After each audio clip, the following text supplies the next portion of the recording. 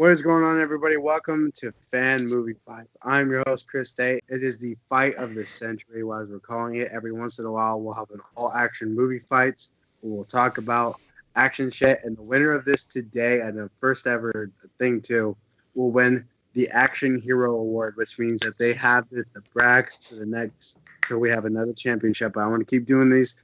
These are fun. I love action movies, and we have a kick-ass event for you guys today. First off, he's coming out of a one win. Finally, he has had a win. How are you doing, Matt?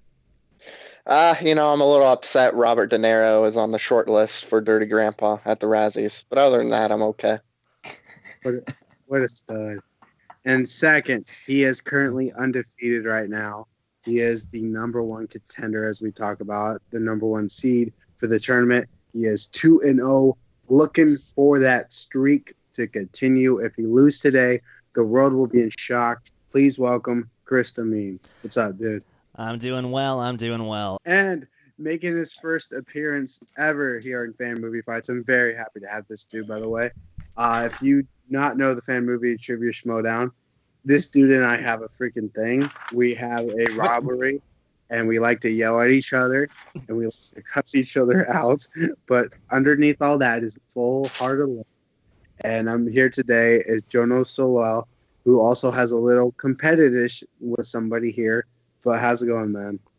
Hey, man. Yeah, cheers for the introduction. Yeah, I'm happy to be here. It's between me and Dohmen here. And we've got a match in February, and we're ready for our match. And, apparently he wanted to take me on movie fights beforehand, get a little preview, so I obliged. Because I respect you that much as an opponent, I want to see you on both of these fronts. I want to see how this can carry over. I have nothing but respect for you. But I also want to take you down. Yeah. Well, yeah. Thank you. I appreciate that. I've got respect for you as well. But... And also, on the invisible fat couch, please welcome my boy, Super Evan himself. What's up, Evan? I have 3 tabs of IMDb up because I know we're going to get a lot of facts wrong. I'm going to also call on Evan a lot today because I need his help with this, because this is an all-action movie fights. Now, we all know who all loves action here. I love action movies. Everybody here loves action movies. This is not about who picks the best. It's about who gives the best example, who gives the best opinion on this. And are you guys ready to fight? Let's do it. Yeah, I'm ready. Evan, are you ready? More than as much as I can be. Let's fight. Alrighty. So we have all known that in the past few years, the past couple decades, we've all had amazing fight scenes. You can't not have an action movie without an action fight scene. So I want to know, what is the greatest action fight scene of all time? And I'm going to start off with Chris, because he is, as of right now, well, with the record he is the favorite. So Chris, what is the greatest action sequence of all time? Well, for me, the greatest action sequence of all time is one that stands the test of time. Not one that looks cool at one moment and then it looks dated as hell the next. So for me, I had to do a little studying. I had to do a little meditation. I had to look back and I had to say, what is the truly greatest action fight of all time? So I'm going back to 1973 to a little film called Enter the Dragon. And specifically, I'm going to the final fight between Bruce Lee's Lee and the character of Han, where Han is taunting Lee in the mirror house, where it's not just a battle of the brawn. It's not just muscle memory and figuring out your opponent's technique. It is a battle of the mind. Because Lee has to know how to outsmart Han, otherwise he is dead. And the way that there's so much great suspense in this fight, the way that the choreography is so perfectly timed,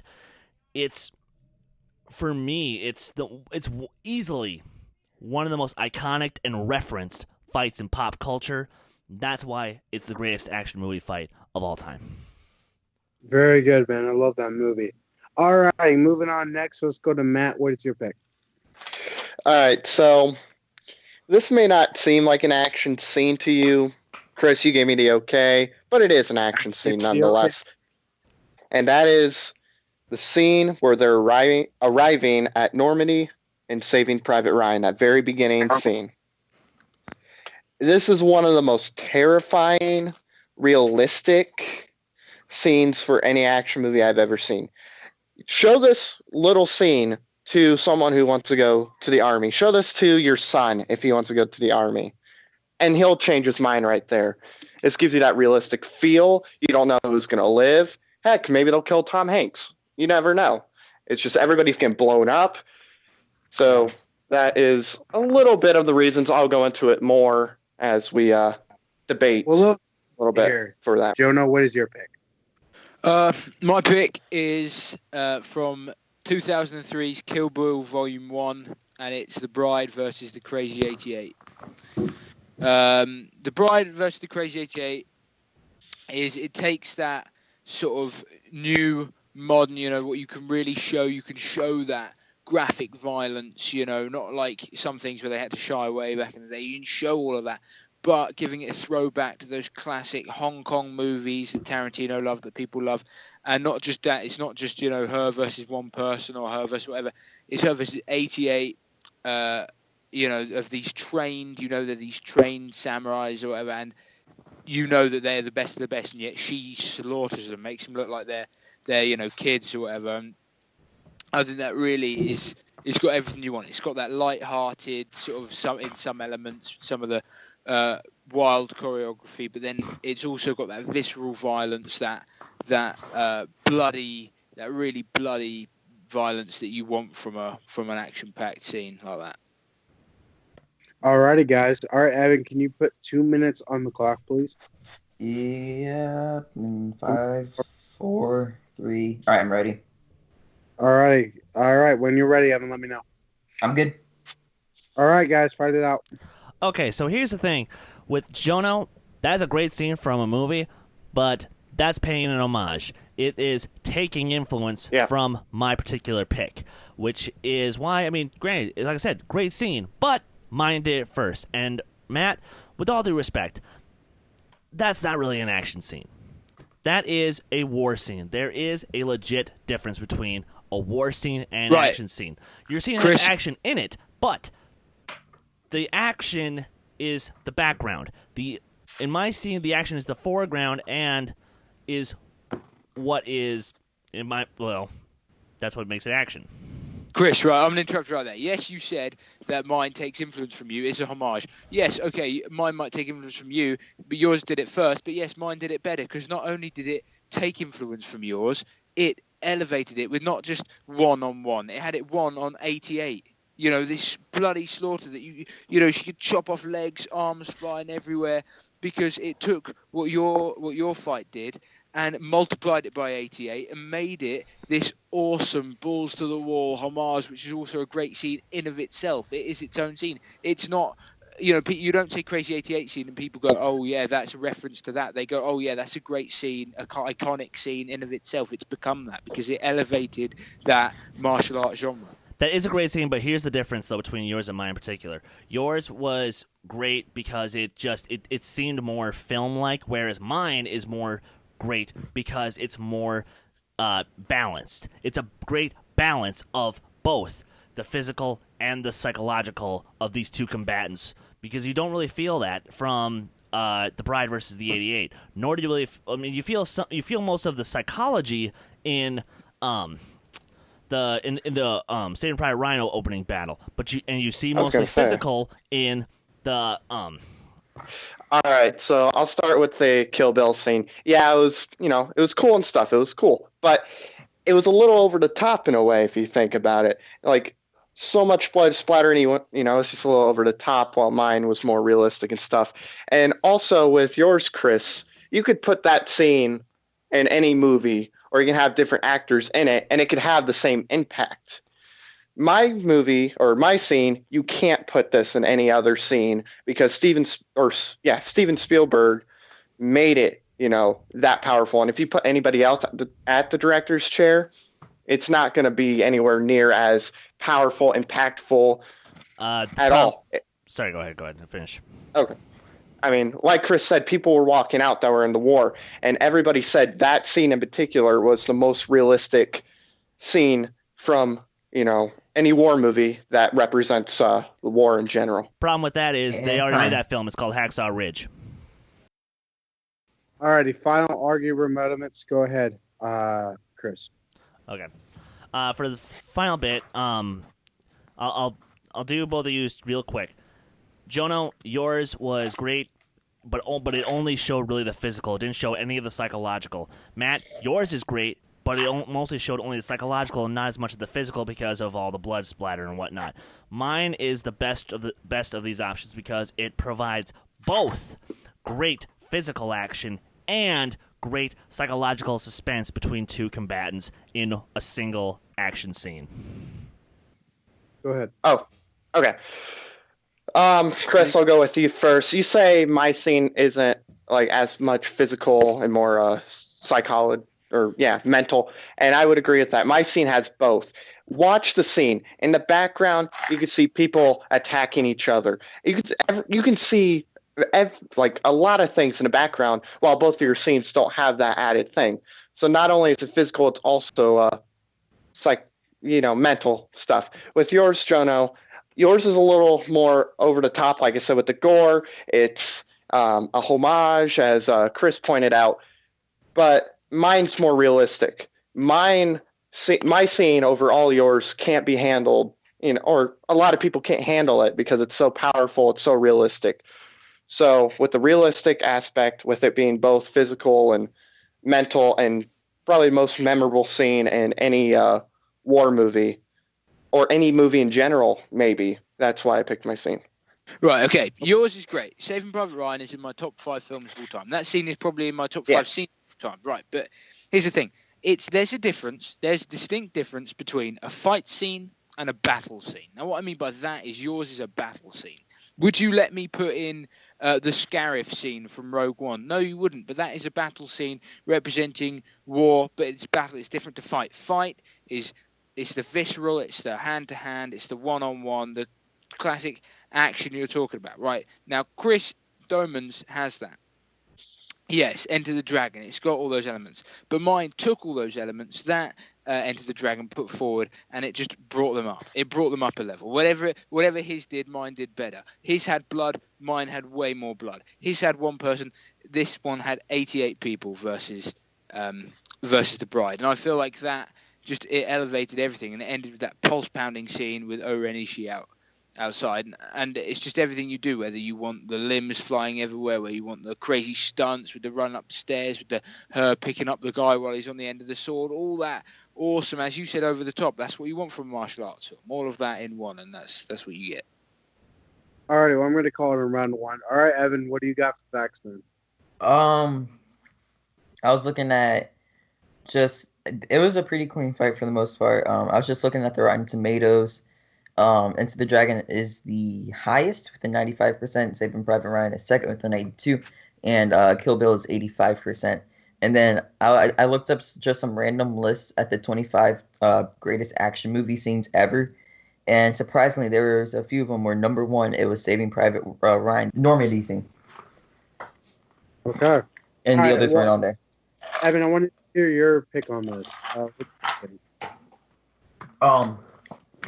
I'm sorry, Jonno, but they got both of you very good with it being over the top action and not necessarily a great action scene. So then it kind of came down to Chris and Matt. The issue with Chris's thing though was him and Jonno went at it for too much. They're just both destroying each other. They didn't give him enough time to come back, so Matt got the point for me there. Well, yeah, unfortunately, Jonno, I think these two kind of overshadowed you a little bit. You still got 4 more rounds, though, I will say.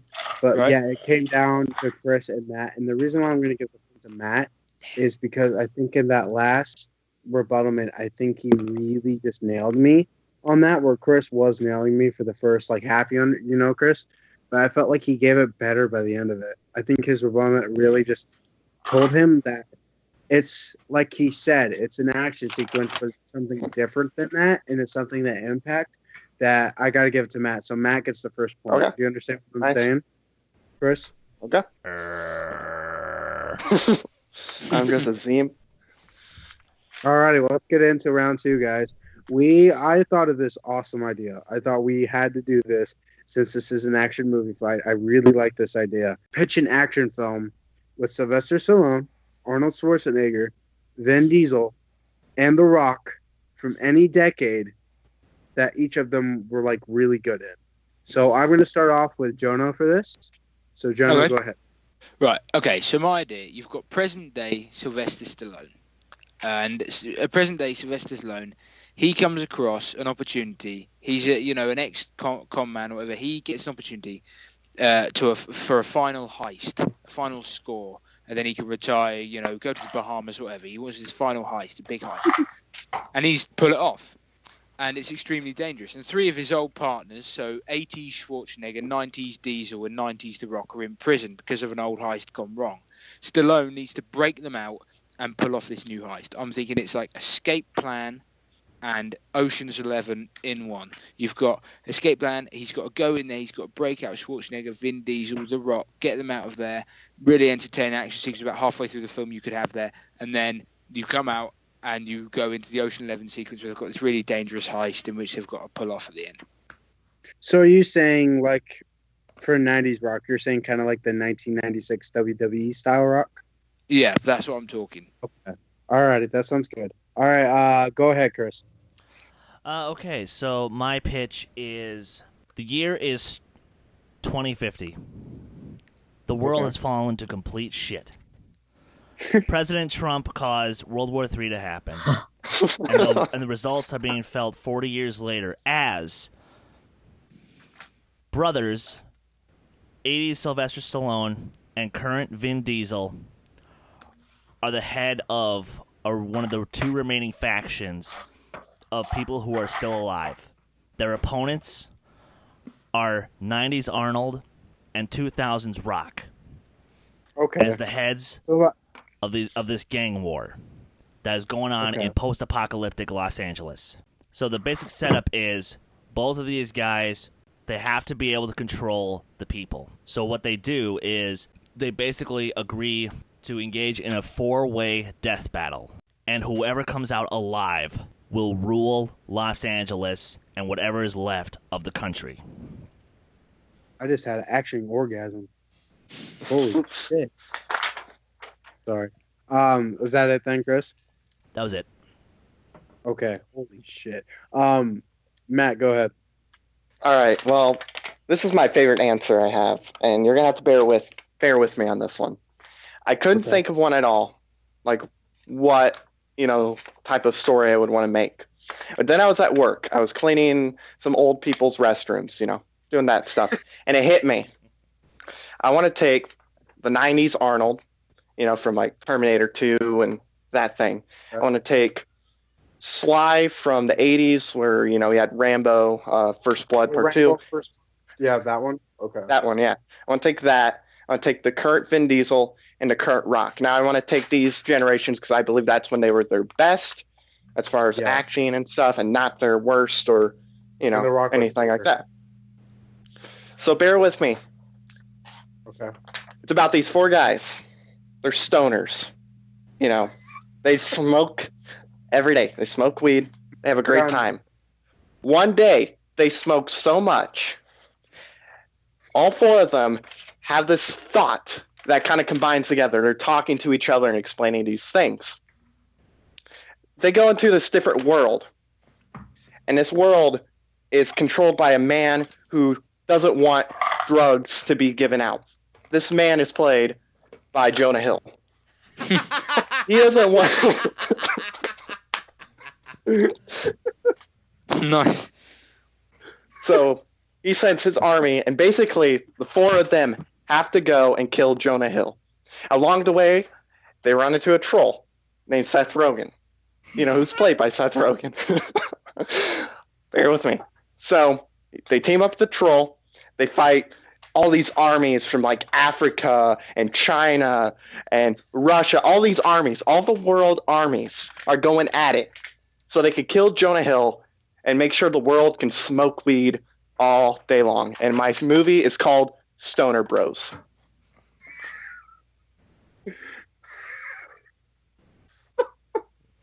Okay, Evan, are you ready for 3 minutes? I don't even know anymore. I don't either. My lord. This is going to Alright. be freaking. You ready? All right, go ahead. Yeah. Set. Go. Well, talk about okay, bad I'll message to the start- kids. Jesus Christ.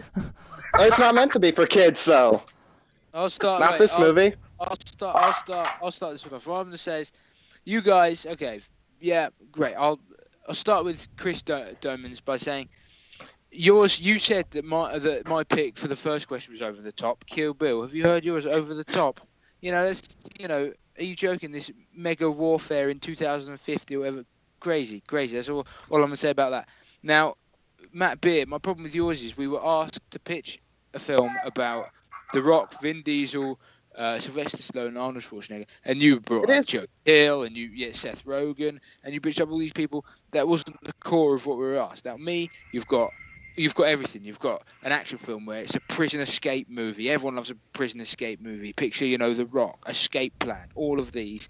And then you've got a heist film, like I'm talking Reservoir Dogs, Heat, you've got Ocean's 11, all of this with 4 of the biggest action stars of all time. And they're just going to be facing off against prison guards, against cops, and it's just going to be mayhem from start to the finish of like visceral action fight scenes like we love from like the 80s and 90s, etc. Oh, I was going to say, with your movie, Jonno, I don't want to see a movie where a couple of the actors are at their best, at their prime. We're going to take 1996 The Rock, where he was in The Mummy 2 as a Scorpion King. We're going to take that, where he had no acting experience, and he was 2001. laughable in everything he was in. We're going to take an old Sylvester Stallone. I don't want to see an old Sylvester Stallone running around trying to save these guys. And with yours, Chris, yeah, 1950, like you said, it was a little over the top. With my movie, Jonah Hill, Seth Rogen, they're supporting characters. You got to have supporting characters in your movie. Mine is an action comedy, but it's a smart action comedy. For Christ's sake, think about who we're talking about. Sylvester Stallone starred in a movie don't want called comedy. Over the Top. Now, you need this to be a little bit over the top. And with all due respect, Beer, yours is just crazy. It's like Pineapple Express meets the fucking Terminator. I don't see It's how it's original. gonna happen. I don't see how it's going to You happen. don't want comedy. You don't want so comedy. original. Okay. Look what's happened. No, look what's happened when these guys have tried comedy. Okay, it has not worked. You've got Arnold Schwarzenegger with Junior. You've got The Rock with Ugh. Tooth Fairy. You know what I'm saying? Vin Diesel. It's just that you don't want comedy. You want balls to the wall action. That's why Sylvester Stallone's going to have to break out these guys from prison and go on a heist. This is Yeah, what you want. but you've already used the example time and time again, and I could give you a couple more examples of these guys doing this same exact film again. I mean, at least with Were mine, they stoners? No, I was talking about the prison escape one. But granted, okay. yours is just, and you call mine over the top? Fantastic. No, it's like I said, it's fucking Time. Pineapple Express. Jesus Christ. Just a quick, just a little bit of fact checking coming up here.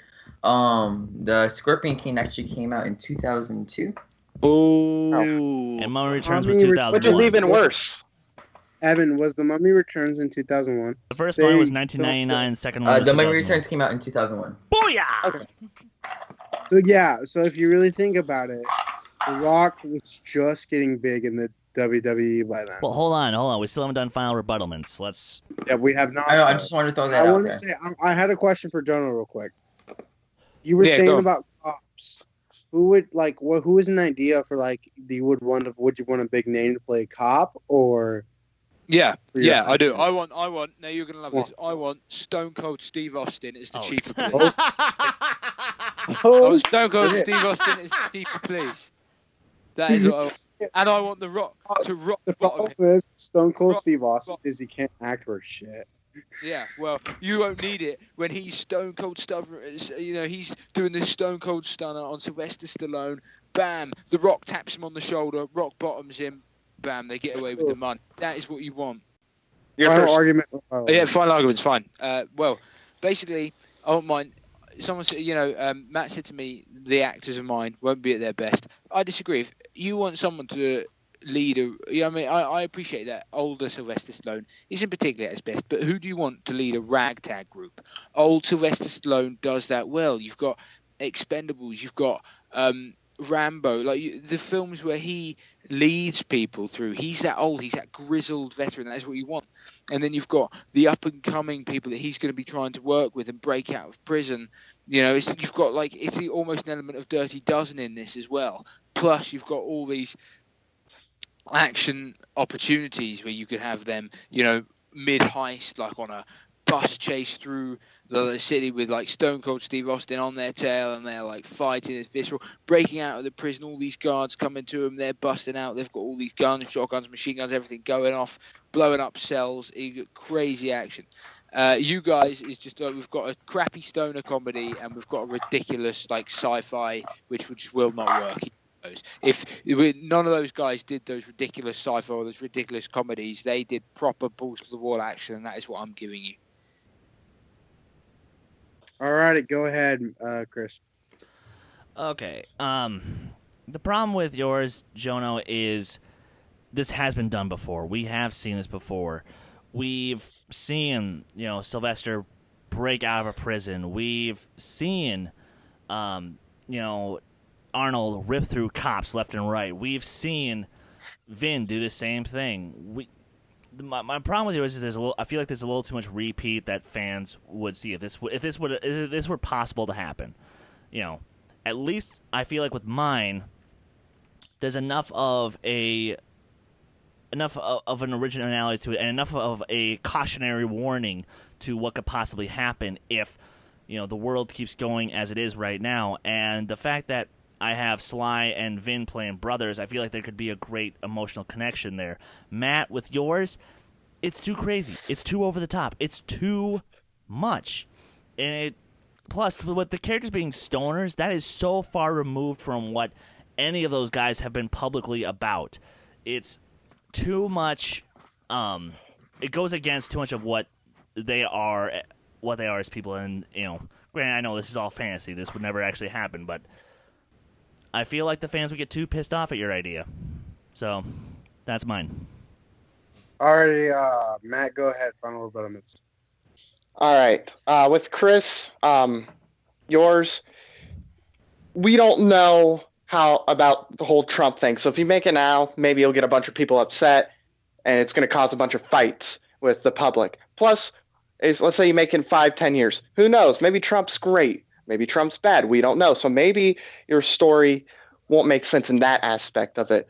Plus, like I said, I don't want to see all of them go after you and kill each other. I want to see them, you know, like in my movie, where they're just buds, you know, they're chilling out. And once they start doing, you know, the weed, which, you know, like you said, it's a fantasy movie. People do things they're not, you know, for. Like Jim Carrey, for example, with Kick-Ass 2. He was against guns and violence and stuff like that, but he still did Kick-Ass 2. So that I don't think, you know, would affect the whole thing. And I think people would dig it if you make it a badass comedy movie with, you know, the Raid 2 type action in the movie. I mean, we're talking crazy stuff with all these people coming in. And then with Jonno, yours, you're taking like The Rock from 1996, who, you know, a few years later, as we found out with The Scorpion King coming out in 2002, he was a horrible actor back then. You know, he was horrible and laughable. You know, we're taking an old Sylvester Stallone. Well, I think people would rather see a young, prime Sylvester Stallone in that point. And also, just remembering you guys said the comedy aspect where, you know, some of these guys don't have the comedy. Sylvester Stallone has great comedy. Look at Creed. He can have good, you know, comedic timing. Give him the right director, and he can do it. The Rock proves he has comedy. Vin Diesel can be fun or can be funny. So, and then who was the other guy? Oh, Arnold. Arnold's a funny dude. So, yeah, that's why I think mine's the best. But he also did Copland too. Yeah. Great movie. Alrighty. I can just picture Stone Cold Steve Austin and Hulk Hogan as his mentor as a cop. All right, Evan, what do you got? Again, clean other than the few dates that we cleaned up there in the middle. Yeah, so it's a pretty clean fight, except for the dates, obviously. Yeah. Nothing Evan, really special, because we're not talking about specific movies. I have no fucking idea. What do you got for your pick? Because I really have no fucking idea. These Okay, three were all smart. Okay, so Matt, I gotta say I'm sorry. Only They destroyed you in the second round. Yes, they did. A little bit. And then it came down to Jonno versus Chris. And there was a point whenever they were giving the rebuttals where Jonno said something to Chris where he just kind of got him like in a really good jab about like the actors and their time periods and whatnot. But then Chris got him straight back with the actors and time periods and whatnot. So they were at heads the whole time. So I'm between them two. I can't give a definite answer yet. So here's what I'm going to pick. Matt, unfortunately, I was completely sold by your first part. You kind of got your ass kicked in the second part, unfortunately. But here's the thing. I'm going to give the point to Chris, and here's the reason why. Woo! Hold on. Jesus. I think he gave a better argument in the last half. Jonno, I was on your side for about half of that. And then I think last rebuttalment, I think he gave it a little bit. So Chris gets the point. You still got a couple more rounds. You can come back in this, I know. But you know, when you're cleaning shitty floors, you come up with shitty ideas at work. So honestly, I kept thinking when you said Seth Rogen as a troll, him scratching his butt and smoking weed in one scene. I mean, and to be fair, both of your guys' ideas, I would pay money to see in theaters. Do not get me wrong. I'm paying all. Like, Jonno's kind of sound like a really gritty version of Fast 5 with an R-rated turn. Of course, it sounds like Fast 5 to you. Hey, moving on to round 3. We all know how much I love The Rock. Everybody knows I love The Rock. And speaking of... What is the best performance from The Rock? Matt, you have the floor. Okay, well, of course, I knew we were eventually going to get what's the best Rock performance from you. Looking at the Fan Schmoedown League and just knowing you in person, I knew we were going to get this. So, to me, I was thinking, okay, what could be the best? And I'm going to say Central Intelligence is his best performance. Now, I don't look at someone's best performance for just the action. The Rock in this movie, I believe, this is the best performance because he nails the comedy. Like I was saying earlier with the comedic timing, this guy has great comedic timing. He's also a badass in a movie. He makes a movie that's just okay, actually pretty good. So, that's why I'm going to go with The Rock or Central Intelligence. And I'll go into a little bit more later on. What? Go ahead, Chris. Now, apparently, I'm the only one who really loves this film. Yeah, I don't. But I'm picking him as the role of the last Acadian, Matthias, in The Scorpion King. Because... Oh my God. This is where we started to see everything that The Rock would come to be. We see him actually give a lot of the great facial expressions that he would give in future films. Here we see a lot of his varied action. Not just, doing some cool, hand-to-hand stuff. He also learns to fight with a sword. He learns to fight with a bow. He learns to do this stuff while riding on horseback. There's a lot of variety to his action. And you know what? He's actually has some great lines in this. For example, after he saves his two brothers, he's like, "You're lucky we have the same mother." I love that line. Or, like, the scene where, he's about to get, killed by the fire ants and whatnot, then he cons the dumb side character to, help him out. Honestly, he's a great manipulator. He's actually a fun character to be with. He's a lot of fun to be around.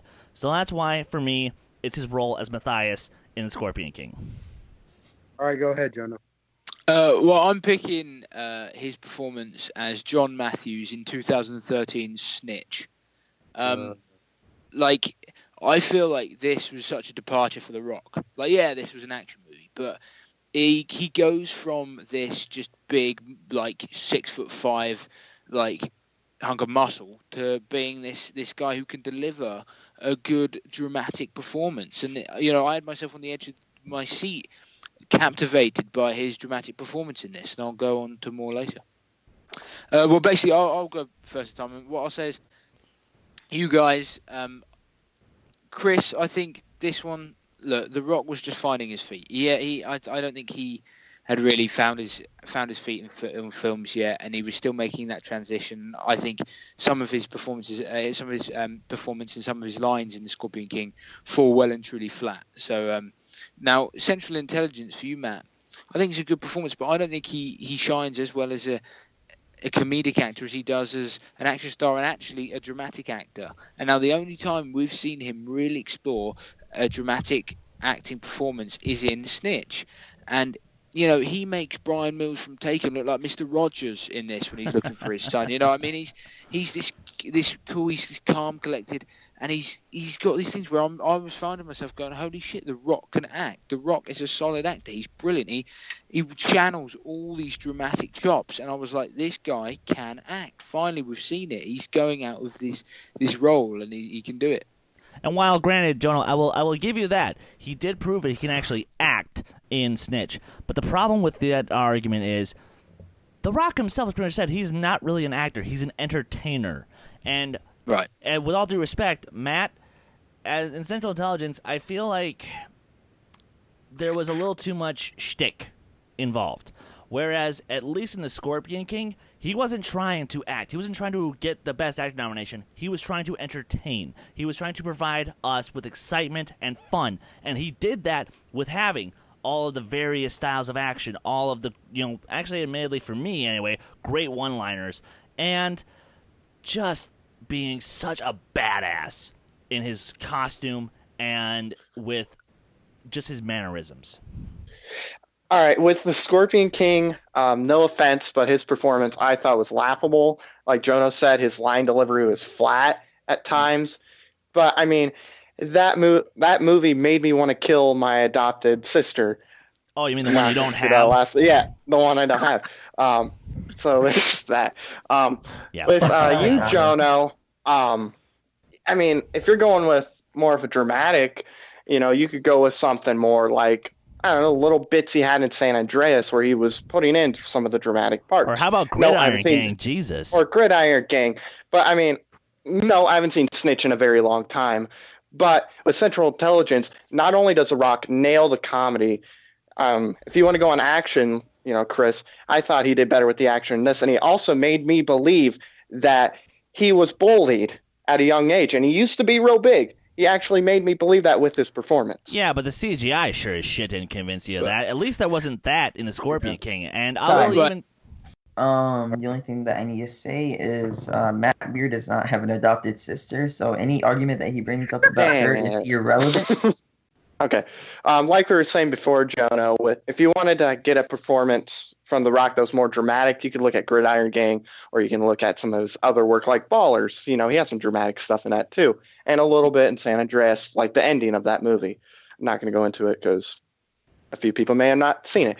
So there's that. And then with Chris, like I said, his performance was laughable in that movie. That might be his worst work, that he's ever done. But with Central Intelligence, this is The Rock at the prime. Like I said before, he's great at the comedy. He nails the comedic timing. He also is great with the action. And like I said, besides the CGI, he made me believe that he was fat, when he was a kid in high school, and that, he grew to be this big guy and that he was bullied, and that he still is afraid of people when he sees certain people who used to bully him. So that's why I'm going to go with Central Intelligence. All right, go ahead, Jonno. Well, okay. For me, I feel like Snitch again. I've sort of said why I don't think you guys is as good. So if I focus a bit on mine, I'm saying it was great to see him spreading his wings. He's trying to tackle these dramatic performances. I mean, is he ready to do Hamlet? No, he's not. But he's getting to this stage where he can pull off these dramatic roles. I mean, he showed that he could do these action roles, right? He was his action star, but he had these moments of dramatic intensity which made him almost seem like a Clint Eastwood type character. And I feel like that's what I want to see more of from The Rock, All right, Chris, go ahead. Well, sorry to disappoint you, Jonno, but you're not going to see that because first and foremost, The Rock is an entertainer.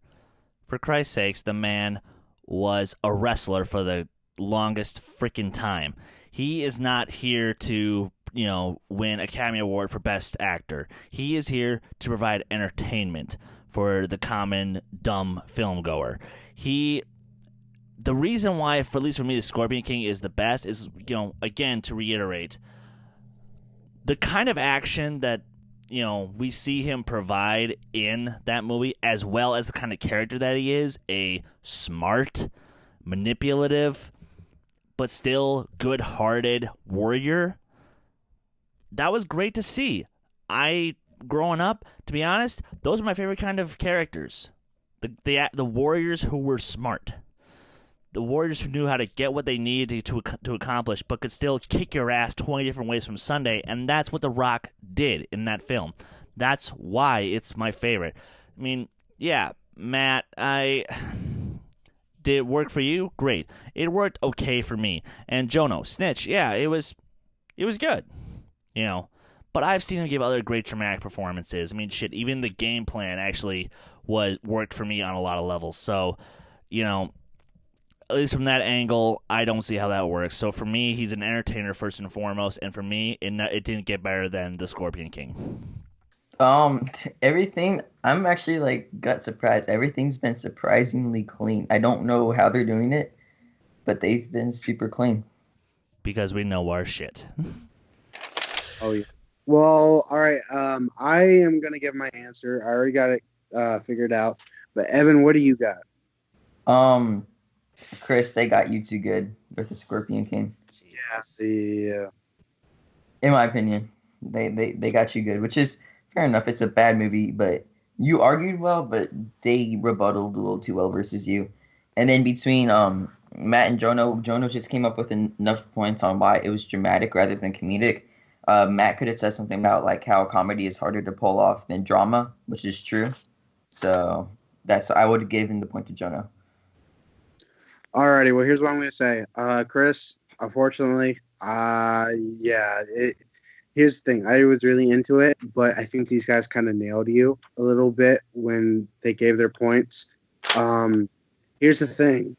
I was completely on this dude's side from the beginning and on, but this last rebuttal made me give Jonno the point. Literally, the point, here's the reason why. He said... Exactly.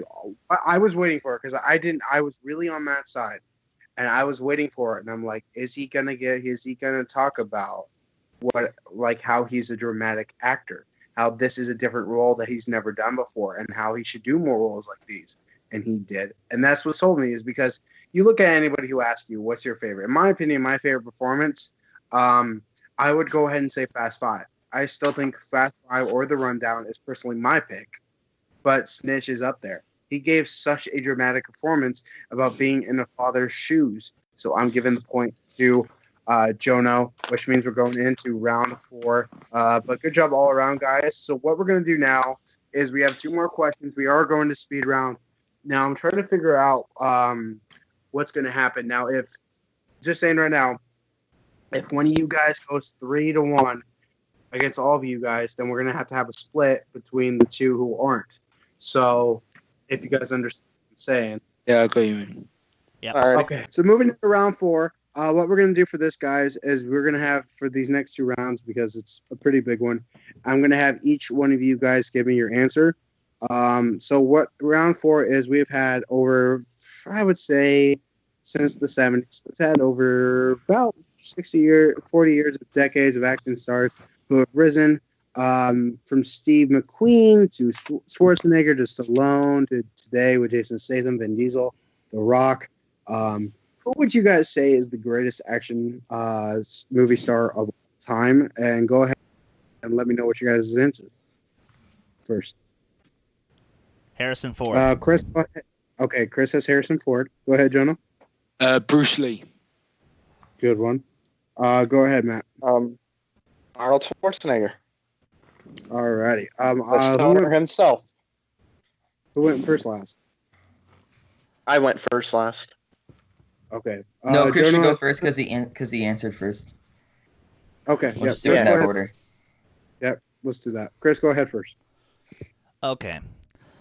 So, this is the guy who has brought us Han Solo, Indiana Jones, the best interpretation of Jack Ryan.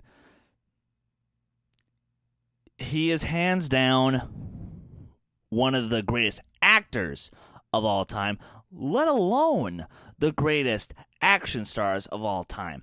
This isn't just a guy who can look badass on screen, do some great moves, and then call it a day. No, this is a guy who has spent years and years in the craft. The guy who only gets better and better with each performance that has come from him. In terms of his action films, strictly speaking action films, has rarely given a dull performance. Whether he is the president in Air Force One, whether he is, again, going back to my previous example of Clear and Present Danger as Jack Ryan. And again, this is freaking Han Solo in Indiana Jones. The guy fought a German Nazi and killed him with a plane. He's also the freaking Richard Kimball. Again, one of the greats. And the reason I'm bringing so many examples is to showcase how varied he is as an actor. Because in addition to the great action performances that he gives, he's also great at sprinkling in that little bit of dramatic. Okay. Jonno, what's up? Okay. Go ahead. Go ahead. Well, okay. I feel that Bruce Lee is the greatest action star of all time because he not only was, if you look at his films, a great actor when he performed. His action was all his own. It was visceral. It was brutal. It was these mad fight scenes. And with Bruce Lee, I feel like he influenced the modern action star because it showed that you could do all these own stunts. He didn't care. I mean, with your Harrison Ford, I mean, would Bruce Lee go to a hospital and sue the studio if a door fell on his leg? No, he wouldn't. He'd get up and he'd scratch blood from his stomach and lick it. That is what he would do because that's what he did in Enter the Dragon. And what I'm saying that he once recorded a kick so fast that it had to be slowed down by editors because it was so quick. You know, he could do push-ups with a 250-pound man on his back. This was the guy that at the peak was so ripped that, you know, he could fight anyone. He could fight 20 like black belts in real life as well as on the movies, and he gave us some of the greatest fight scenes, some of the greatest action scenes of all time without a shadow of a doubt. It's Bruce Lee, guys. All right, go ahead, Matt. All right. Terminator 2, Predator, Commando, Total Recall, both the Conans. Arnold Schwarzenegger is the greatest action star of all time simply for these. He's the most iconic He's plays the most iconic character in an action movie, maybe even sci-fi. He's done all these great things. And also, you know, if we're going to talk about other things he does in there too, he's done some pretty good dramatics, but we'll get into that later. These movies, and I'll describe a little bit later why I think he's the greatest action star. I like to save. Whenever you're ready, Evan, get on the 3 minutes.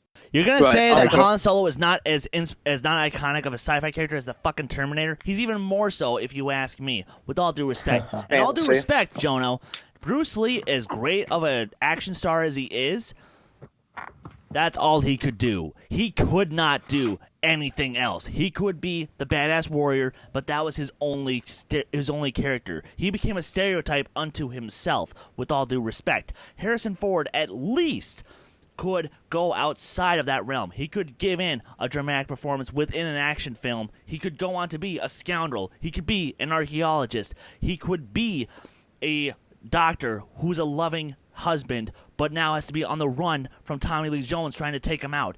With all due respect, both of your choices are way too one note, and my pick can be way more varied. Right, okay, here we go. I'm going to jump in with this and say, look, what is the question? Greatest action star of all time. You just said, you sold my case for me. You said Bruce Lee could only do action. Well, that's what the question is. If you want a film filled with these visceral, bloody, awesome martial arts fight sequences, that's who you come to, because he, like you said, could do action well. You know, if you want who's the best action star of all time, you don't want someone who's caring about their wife, who's a doctor, like you just said. You want someone who's all balls to the wall action, someone who can win a ping pong match with nunchucks, someone who can someone who can do a press up with a 250-pound guy on their back, someone who can do all their own stunts and still come out without a scratch. You want someone who can do all these fights and pummel these extras who think that they can challenge him, which did happen in Enter the Dragon if you read behind the scenes. Someone who's not all talk and uses stunt double. Someone who can just do it and has been there, has seen the trade, and is now putting on the screen with some of the greatest fight sequences of all time. You're going to tell me that Harrison Ford didn't do his own stunts, for Christ's sakes? When he did the Fire Ants fight in Indiana Jones and the Kingdom of the Crystal Skull, that was all him in terms of that Aren't fight. those CGI ants, though? Well, yeah, the ants were CGI, but the point is the fight itself, right, action was really happening. It was really there. I mean, I could do what he did with the Fire Ants, easily. Yeah. I could do that right now if I wanted to. Oh, you're trying to tell me that you could, in addition to that, you could swing a whip from running on a pile of boxes and land into a freaking truck? Anyone who uses the truck's probably not real.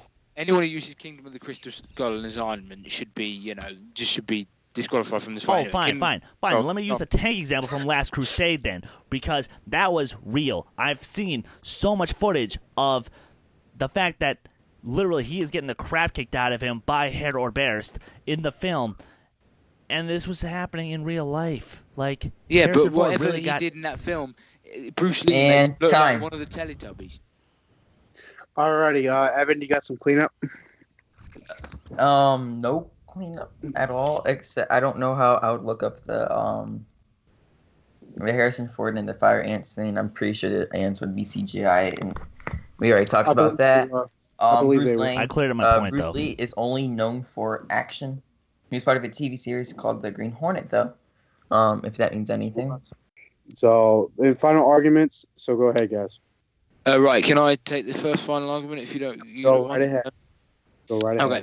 Well, with Bruce Lee, you've heard me talk about him as an actor then, but now I need to get onto his films, okay? I'm talking Enter the Dragon, Where the Dragon, Fist of Fury, The Big Boss, and Game of Death, the 5 main ones he did. Now, if you take any fight sequence from any of those 5 films, anyone could tell you that they are one of the best, if not the best, fight action sequence of all time. And he's had about 7 of them in every single of those movies that he did, and they are all individually some of the best fight sequences of all time. And I mean, just the one in Enter the Dragon, the Hall of Mirrors that Chris brought up earlier, it's just all of that stuff. It's just constantly why he elevates himself as the greatest of all time, doing all these own stunts. He was the first guy to really say, look, you can do all these fights, you can do all these stunts without a scratch. He was the first guy to say, look, I can do this. You don't need these stunt doubles. You can do it yourself and come away without a scratch. He is who inspired, Jackie Chan, all these martial arts legends. He inspired them. Without him, none of them. Donnie Yen, Tony Jaa, yeah, many of them. Yeah, exactly. The majority of the modern martial arts legends we know are inspired by Bruce Lee, All right, so to conclude my thing, Jonno with Bruce Lee, we only seen him do, different guy. We only seen him do martial arts, action movies. We didn't see him kind of expand to other ones, and that's no hit to him being, a good martial artist, but, he stuck to that part. Harrison Ford, he's great as Han Solo. He's great as Indiana Jones. Okay, we all know that. But other than that, and then maybe something like Jack Ryan, like you said, today even, we really don't see much else from him as far as an action, star. I guess you could say action star. He had Star Wars Episode 7 that came out, but he wasn't, the main guy in there, and he didn't have much action in that movie, I guess would be the best thing. But other than Star Wars, he hasn't really had anything else. Arnold not only had the Terminator and Conan and the Predator and, Total Recall all back then, he's still doing action movies that are good. He was in Expendables 2, maybe not a lot, but he was in there. Did great. The Last Stand, he was great in that movie. Say what you will, but he's great in that movie. So Maggie, all the way to today, I mean, he is, proving why he's the greatest action star, and he can also do multiple things in the action genre, unlike Bruce Lee. All right, go ahead, Chris. Did you really just only use Han Solo as an example of Harrison Ford? I said Indiana Jones. Well, okay. And a little Jack and Reacher. I'll go one step further. So, you've got Indiana Jones, who had at least one great fight scene per movie. You had Raiders of the Lost Ark, where you had to fight against the German Nazi on the plane. Then you had Temple of Doom, where he fought the fucking thuggy cult member on the conveyor belt. Last Crusade, he fought Hero Barris on the tank, which was an amazing fight. Yes, it was. Then you also had him as Rick Deckard in Blade Runner, one of the greatest films of all time, period. Then you also had him pitted against Sean freaking Bean in his absolute prime in Clear and Present. You're really going to say that he was only like good as one action character? Good freaking Jesus. With all due respect, Jonno, this is why you're not going to get the point, because as influential as Bruce Lee was, he was one note as an action star. Harrison Ford brought not only great action fights, he also brought great action characters who still stick around to this day. For God's sakes, they're possibly talking about bringing Han Solo back in the old form, not just in the Alden Ehrenreich-led film. But they're also going to... That is a possibility. But hold on. But they're also bringing back Indiana Jones for number 5. You're telling me that this guy is not the greatest action star of all time because he continues to get work. Alrighty, well, I'm going to call it there. The big 5 that Jonah was talking about was good. Harrison Ford and his movies, The Fugitive, obviously Indiana Jones, all those movies. He was right on point there, and they were just talking about Arnold Schwarzenegger movies. But here's the thing, Evan, who are you picking real quick?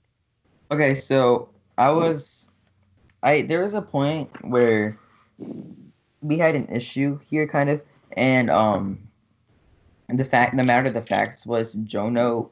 No, not Jonno. Matt wasn't really discussing enough in the in the thing, so he kind of just dropped out of the argument for me. And then at first, this swaying between Chris and Jonno the whole match, but then the biggest problem was at the end. Chris totally nailed Jonno, and near the beginning, Jonno had Chris right there, but Chris was able to fight back. So I would give the point to Chris. Let's see. All right. So, Matt, unfortunately, I was hoping for a lot more than the ones you gave me. So, unfortunately, you didn't make this one. But here's the thing. I was between these two for a while. But like Evan said, Bruce Lee, unfortunately, he wasn't around much, where I felt like Chris really just dominated that last couple and kept fighting and kept kind of like in a boxing ring. He kept fucking punching and punching and punching, and he kind of knocked you out, Jonno. So I'm going to give the point to Chris, which means it's up 2-1. But that was a very strong. You just got to kind of pick yourself up a little bit and just fight for that inch. And that's what also I recommend for you, Matt. So are you understand what I'm saying? Yeah. My first strategy didn't work. My round 1 strategy doesn't work anymore, so. Okay, so... All right, so here's the circumstance that we're under. If Chris wins, then Matt and Jonno have to go into a tiebreaker. But if Matt and Jonno either win, then whoever loses that between them two have to is out of the match. Yep, and then they're just going to help you vote for the speed round. All right. Alrighty. So yes, if pretty much this all leads. If Chris gets this next point, then we will do a tiebreaker. And do a 20-second rebuttalment and a 10-second rebuttalment, and then the one who doesn't win will be judging with me and Evan on the speed round. Alrighty, guys. So we're getting into the final round. This has been an unforgettable action movie fights. We need more of these. I would even compete in some of these. So there's been all kinds of movies where people can say, what is the greatest action film of all time? Would you say Raiders of the Lost Ark? Would you say Star Wars? Technically, it's a science fiction film. Would you say Aliens? Or would you say Mad Max? Or Fury Road? Or Inception? So I want to know, guys, what is the greatest action film of all time? And I'm going to start with Jonno first. Okay.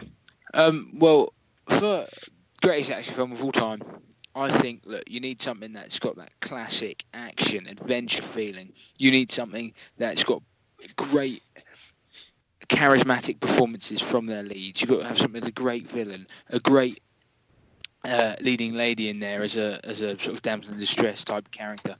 You've got to have not only great fantastic action sequences, but you also have to have it blended with light-hearted comedic moments. So I think the greatest action film of all time is 1989, and that would be Indiana Jones and the Last Crusade. Beautiful. I believe that it is superior to Raiders in every way.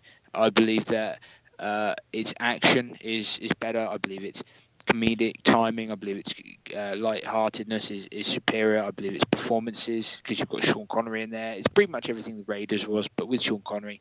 And I think the Holy Grail storyline is such a fantastic storyline to cover, and they did that so well with some fantastic action sequences. Alrighty, go ahead, Matt. All right, so I'm going to go with Terminator 2. Terminator 2 is not just the greatest action movie ever made. It's one of the greatest movies ever made, period. Not only is Arnold great in the movie, we got Edward Furlong, who's great in the movie. Robert Patrick as the T-100, great. Linda Hamilton as Sarah Connor is one of the greatest female characters ever, let alone action heroes. And then, of course, the end gets you emotional because that movie is able to allow you to connect with Arnold's Terminator, which is really hard to do because the first one, he's the villain, you know. But in this one, they make you care about him so much to where you might get a little teary-eyed at the very end. So that's why I'm going with Terminator 2. All right, Chris, go ahead. Gentlemen, I have 2 words for you.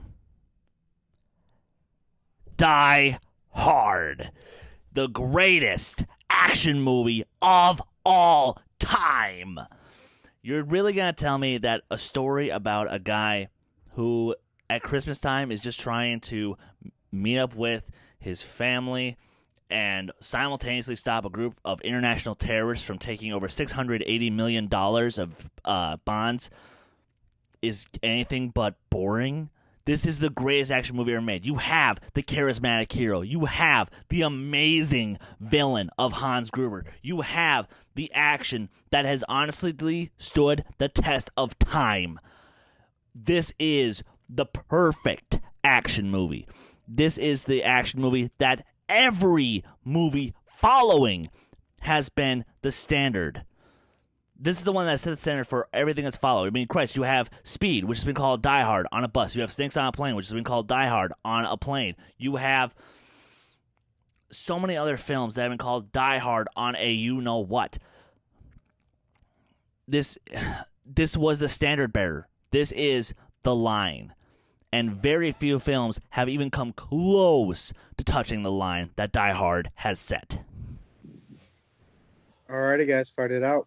Well, I'm going to jump in here and I'm going to say, look, Last Crusade is the greatest action movie of all time because of it's the sheer amount of fantastic action sequences. It's about 10, if not more, of the greatest action sequences of all time. In the first 20 minutes, it has the young Indy scene where he's captured the cross. He's got the cross. He's stolen the cross of the smugglers, and he's heading, and he's on the top of the train. That train is one of the best action sequences of all time. Then it goes straight into the bit where he's trying to escape from the boat when he's older Indy. And then it's the boat sequence in Venice. It's like some 3 of the greatest of all time. And then you've got probably the greatest action sequence of all time, which is the tank chase towards the end of the film, which is, you guys can't argue, it's the greatest action sequence of all time. It's fantastic. Plus, you've got Sean Connery and his comedic banter back and forth. It's just balls to the wall, superb all the way through. That is a great action scene, but here's a problem with that. That felt almost tacked on needlessly, whereas with John McClane trying to just survive his wife's company office meeting, and you have these 13 terrorists trying to take over this building and shoot everyone up. And the 12. fact that his only 13 total terrorists. It's 12 terrorists. That's what it only says on the poster, but technically speaking, if you count them all correctly, it's 13. Anyway, What makes the difference is the fact that this guy is doing all of this by himself. Indy had help doing his stuff. The only help that John McClane even comes close to getting is the FBI, who are so incompetent that they just stay outside the whole time. They don't actually make an attempt. As soon as they try to make an attempt, they're just pushed back and they're like, oh, fuck this, we're out. So it's John McClane himself taking on all these terrorists, whereas Indy had help all on the way, whether it's the religious extremists, whatever, trying to protect the Grail, and in your case, Matt, which was what was your movie again? Terminator 2. You forgot about Terminator 2? Oh, shut up. What? That's almost Sarah as Connor bad as forgetting about Harrison Ford. Oh, shut up. Yeah, I know. Fair enough. But Sarah Connor had help the whole time from the T-800, from her son, trying to take out the T-1000 and trying to stop Skynet all at once. Whereas, like I said, John McClane had to do all the shit himself because nobody was there to actually help him and was competent enough. But having help doesn't make your movie worse than a movie that, has someone who doesn't need help. Also, I agree. I mean, your movie, Chris, is the more predictable of the others. John McClane is going to get out. He's going to get out alive. And, same. Okay, let's talk about Indiana Jones. Indiana Jones and the Last Crusade is not even the best Indiana Jones movie in the whole thing. Okay, it's the second best. And these are great movies. But with mine, this movie makes you root for someone who you hated in the first or didn't like in the first, as far as it being a villain, to actually wanting him to live and being the hero.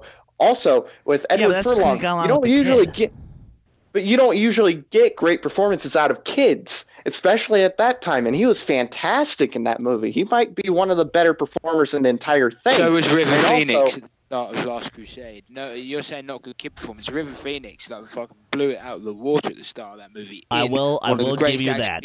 Of all time. That train sequence at the start of Last Crusade is one of the greatest balls-to-the-wall action sequences of all time, carried by River Phoenix, the late great River Phoenix as well.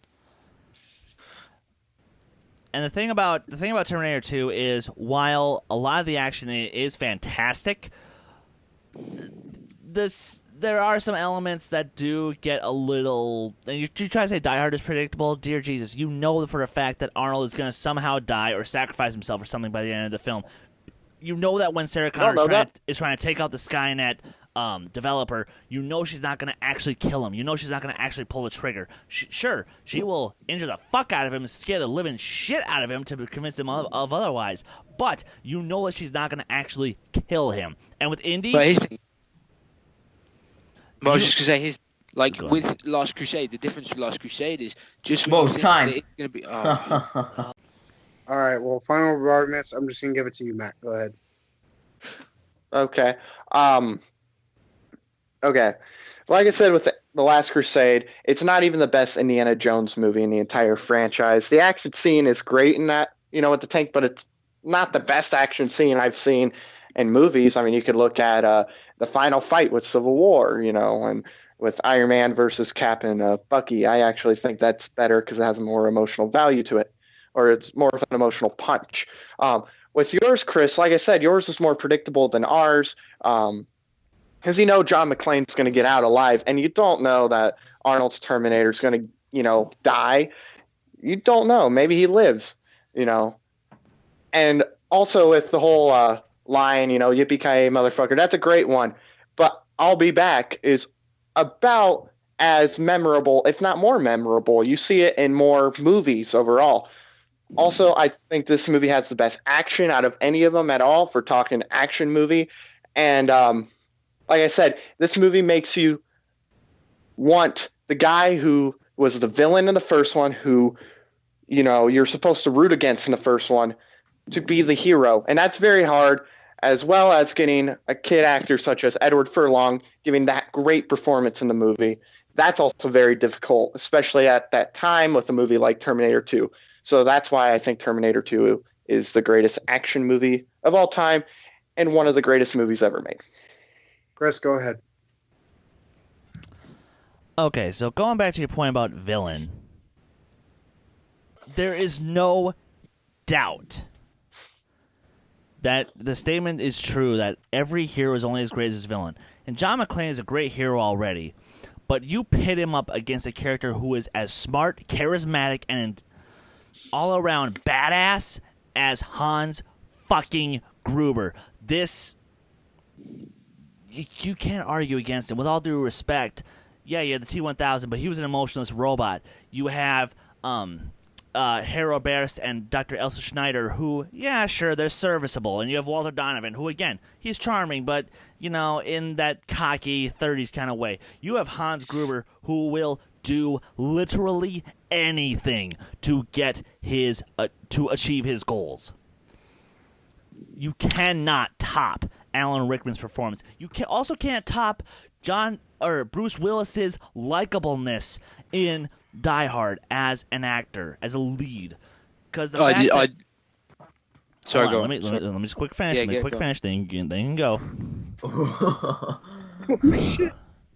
You also can't top Bruce Willis in terms of likability and in terms of charisma as the lead, because the fact that you see him get beaten up so many times yet still barely come out on top and still be able to have the positive attitude, that is what makes him the greatest action hero in the greatest action film of all time.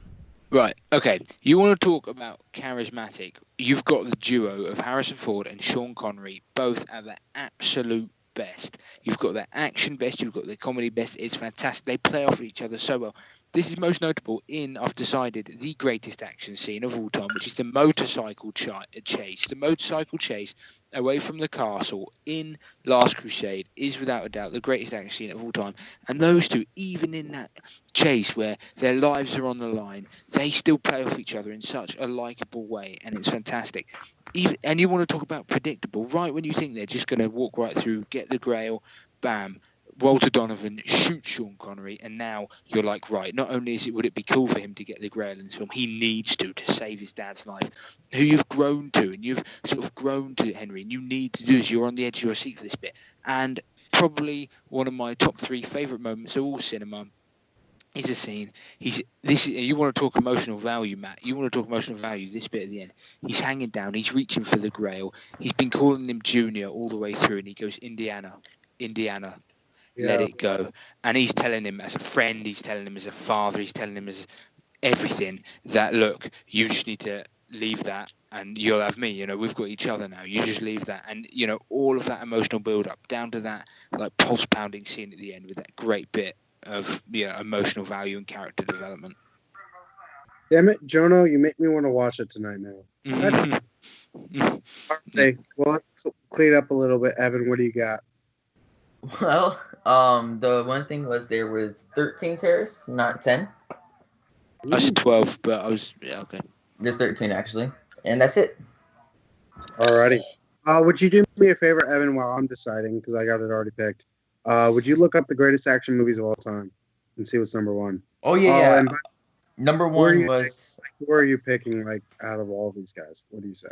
Okay, so Beer was out of the argument for me. He just he wasn't arguing as well as the others. No, and Beer, but yeah. And then for me it was between Chris and Jonno again. Jonno's last argument just kind of wrapped everything up in a bow, and I think Jonno gave the better argument versus Chris. So yeah. All right, so unfortunately, Matt, it was kind of tough because I think these guys kind of narked you a little bit. I was hoping for a little more, like talking about the father. I don't know if I missed it. Were you talking about the father-son element a little bit in Terminator 2? I didn't know if you said that at all. What I was doing is this was a tough one. Jonno and Chris. Jonno's last argument really kind of saved him, but I'm going to have the point to Chris. And here's the reason why. I think he just knocked you out in that first couple. I think Chris just gave a better argument. I think he definitely explained to himself, the villain, why he's the greatest villain of all time. Rest in peace, Alan Rickman. Why some scenes are so emotional, and so Chris gets the point, which means we are going into a tiebreaker with you guys. Now, to be fair, I would have given the point to Jonno because of his final argument. Because that moment is one of the greatest in cinema. It's one of the most. It's probably my favorite. Yeah. Jonno, do you agree with? Do you understand? Oh yeah, no, I understand. It's completely your decision. Yeah, I thought the argument, like Die Hard, is a fantastic film, and he argued it extremely well. Yeah, no complaints. But that does mean Chris is going to the speed round to get that winning streak keep going. So let's move on to the tiebreaker. So what there was for tiebreakers is I'm going to have you guys answer a question, and we're going to do a 10-second and 20-second rebuttalments. And what we're going to do is I'm just going to ask you a question. You guys have to ask the best answer you have, and the first person who says it gets it. And Chris, I'm going to have you help judge. Okay. And Evan, I'm going to have you help judge. Yeah. So you guys ready? I'll time. Okay, hold on 1 second. I am gonna 20 and 10 seconds. I am gonna announce it first, and then we will hear their answers, and then we'll do it. All right, you guys ready? Mm-hmm. Yep. Who is the greatest action villain of all time? Hans Gruber. Fuck it, we'll go T-1000. Okay. Whenever you're ready. 20 seconds. Right, okay. Hans Gruber is the greatest of all time in terms of villain. He has that suave, that sleazy nature, but also he's got that visceral killing nature in him. He will slaughter Ellis like he does in Die Hard. He'll slaughter Nakatomi, like he'll slaughter Tanaka and all that. He'll kill these people. All righty, 20 seconds when you're ready, Matt. All right, the T-1000 is not only the best action villain of all time, he's the most terrifying villain in any movie I've ever seen in my life. You're telling me you put Hans Gruber in front of me or the T-1000. Who am I running away from first? Or who am I running to? I'm running to Hans Gruber because the T-1000 will scare the shit out of me, but Hans Gruber might buy me a sub or something. 10-second rebuttal, and go. Right, okay. Well, I'm going to say Hans Whenever you're Gruber. Hans Gruber is way more suave, and I think he's even scarier than T-1000 because he will do these ruthless things in this really suave, charismatic, smooth nature. Hans Gruber is suave and stuff, but he doesn't scare me as much as a real villain should. He, like I said, he might take me out to eat, but the T-1000 will literally kill me as soon as he sees me. Stop. That's more terrifying to me. Alrighty, Evan, what do you got for fact checks? They just described the villain, so nothing really. Saber and look up the greatest villains as well. Yeah, I'll look that up. All right, Chris, what are you going with? Out of the two, based on the arguments presented, I'm sorry, Matt, but I will actually give it to Jonno, strictly based on the arguments presented. Evan? Based on the arguments, Jonno just gave more points than he did than Matt did because Matt just used the same point that he was scarier over and over again. So I have to go with Jonno. I gotta go with them too, Matt. Man, I'm sorry. Okay. Look, first off, everybody give a round of applause, clap for Matt because he was a hell of a good job. Look, Matt, you'll be in the tournament. I guarantee you're gonna be a big push, man. Absolutely. Would you guys all agree? Oh, He's hell gonna be a I big- agree. Hells Yeah, 100%. So, hell yeah, man. Good job. I'm proud of you. Alrighty. So, we're going to start a new little thing for speed round. So, what we're going to do, we're going to introduce something new. It's called blind fights. And what I'm going to do is I'm going to give you guys have to pick a number between 1 and 10. And whatever number you pick, Oh, like that. the action movie, and you have to defend which one is worse or best. What? So, this one, we're going to do which one is worse. So, whenever you guys are ready, pick. 7. You got A Good Day to Die Hard. Okay. Yeah. Okay. 3. Let me see what you have. Wild Wild West. Oh, Oh. thank you. Thank you. Alrighty. 20 seconds. I'm gonna have Chris go first since he is in the lead. Whenever you are ready, Evan. And Yeah, I'm ready. Chris, get started. Wild Wild West is easily the worst film because it portrays really bad racial stereotypes, because it portrays really bad racism, because it is such an uncomfortable film, and not to mention the CGI in the film is awful, whereas at least in A Good Day to Die Hard, you can at least argue that Bruce Willis is somewhat trying as John McClane, and Jai Courtney is Jai Courtney, so Stop. take what you can get with that. Bruce Willis is the definition of phoning it in this film. It is laughable. The way he just sits there, this one-dimensional character of something that used to be so great. Wild Wild West is only one of those. A Good Day to Die Hard ruined the mythology of Die Hard, and Jai Courtney is one of the worst performances of all time in this film. Terrible, terrible, terrible. And you want to talk about racial stereotypes? What about the Russians in the film? Wild Wild West had the balls to use a giant spider, whereas Good Day to Die Hard was just boring action and then nothing else to it. Wild Wild West is almost intentionally bad. Okay, but A Good Day to Die Hard is the Phantom Menace of action films, okay? It took something we love so much, your favourite action film of all time, Die Hard, and it turned it into fucking crap with this Good Day to Die Hard, with this terrible acting, this terrible sequences. Okay, I'll clean up for you. Evan, go ahead. No cleanup, except Phantom Menace and A Good Day to Die are two totally different movies, but the analogy was used well. Matt, who are you going with? I gotta go with Jonno. Just because of that 20-second, debate, how he was describing Bruce Willis was phoning it in, and I feel like he gave more reasons why his movie was bad, or Chris gave a couple, but he didn't give as many as Jonno. Evan, who are you going with? Chris almost had me in his first 20 seconds whenever he started talking about the racial stereotypes, because that's such a big problem in Hollywood. But then Jonno refuted that with the Russian argument as well. And then Jonno's argument was just more flushed out. Then Chris's kind of just gave a one-dimensional racial stereotype was like the big thing. And then he also talks about like they purposely made it worse to try and make it like a guilty pleasure, which could make the film better than A Good Day to Die Hard, arguably. So I had to go with Jonno there. Okay, alrighty. Well, I'm gonna go same with you guys. Jonno gave a better fleshed out. It's tied 3-3. So, do you guys think should we go to 5 or should we go to 6? 5. That's up to Unless you. if it goes to be 4-4. If it goes 4-4, we'll go 6. All right, guys, we're gonna do bargain bin. So what the bargain bin is, if you guys did not know, I have 2 titles at Walmart.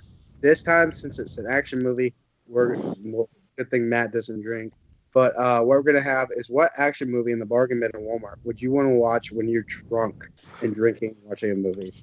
I'm going to go Independence Day, and I am going to go Pain and Gain. Pain and Gain? Okay, I'll go Pain and Gain. It's got Pain and Gain, and Chris got Independence Day. Okay, all right, Chris, go ahead. You first.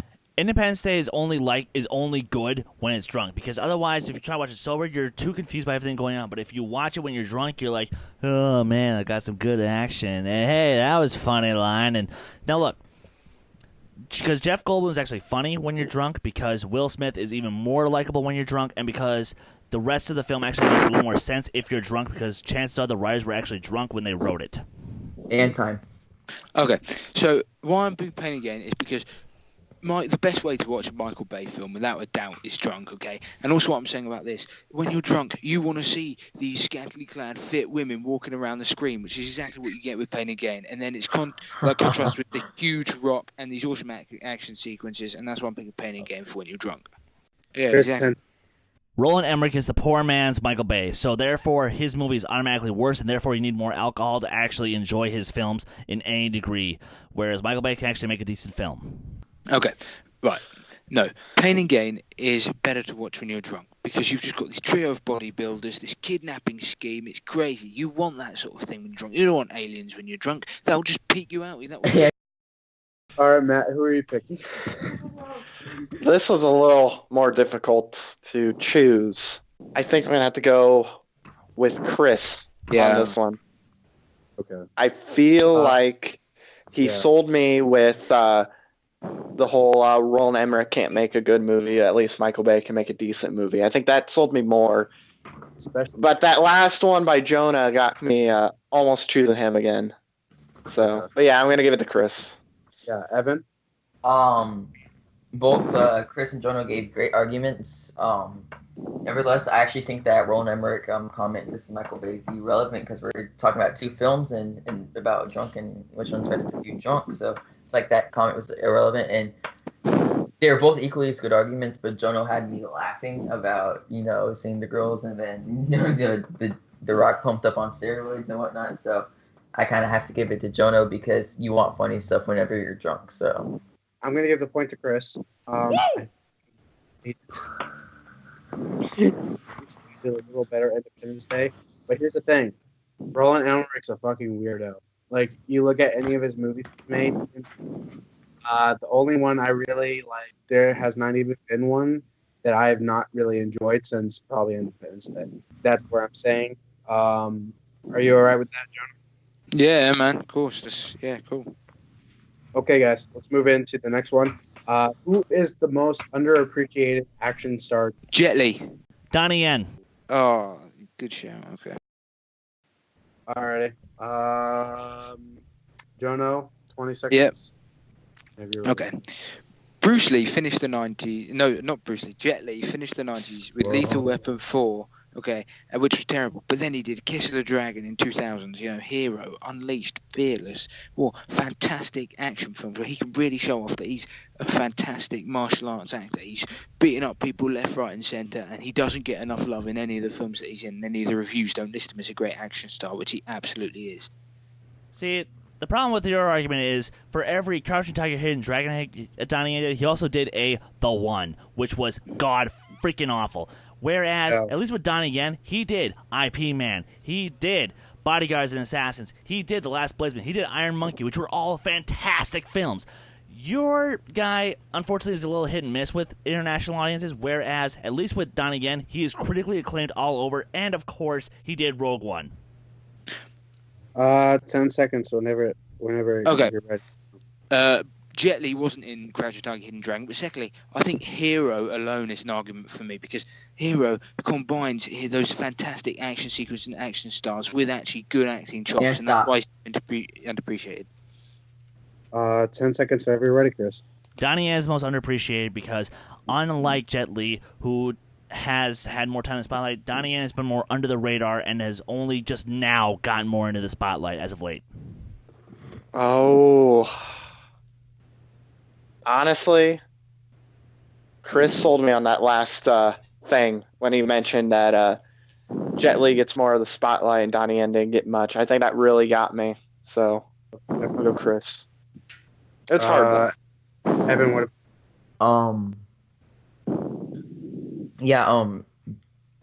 Chris definitely had the better argument there. Sorry, Jonno. No, it's all right. Yeah, I got Chris. I gotta go, Chris. I think he did do a better job. I'm gonna say this: the action award goes to Chris Dohmen. He is holding it right now. The streak lives on. Will it matter? Come tournament, we'll find out. But I want to give a round of applause first off for a fantastic debut. Let's give him a hand. Hell yeah! Thank you. Obviously, Jonno, like I said in that little video on the Fan Schmoedown League, my match against you in that is not going to be simple. But with all due respect, I look a lot more tough than I have appeared in my previous two Schmoedowns. All right, I want to thank everybody. I want to thank Jonno. Great debut. I want to thank Matt. Thank you. And I want to thank Evan. Next week, guys, I am not going to be judging. I'm going to be fighting. Look out, Jonno Stowell. You're about to see a whole side of Chris that you ain't seen before, boy. All right. Cool. Thank you for watching, and we'll see you guys next time.